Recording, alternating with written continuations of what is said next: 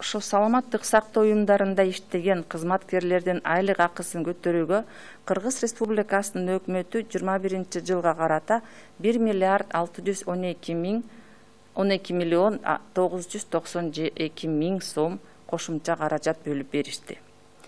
Бүгүнкү күнгө чейин бардык система бардык саламаттык сактоо уюмдары сертификацияланган үй бүлөлүк дарыгерлерге апрель айы үчүн эмгек акыны чегөрүүнү жаңы маяна боюнча жүргүзүлдү.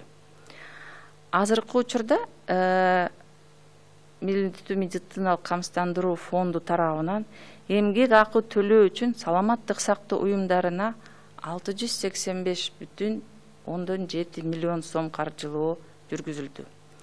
Бирок жаңы кызматтык маяналар боюнча төлөмдөрдү жүргүзүү үчүн дагы 24 миллион керек. Бул каражаттардын жакынкы күндөрү келип түшүүсүн күтөбүз.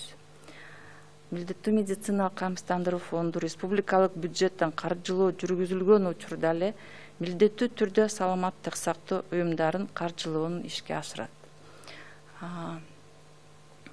Дагы бир жолу кайрылып кетейин дедим эле, урматтуу биздин үй бүлөлүк дарыгерлер үчүн. Ушул апрель айынан баштап сиздин айлыгыңыз уже жаңы айлык маянанын негизинде эсептелиш керек.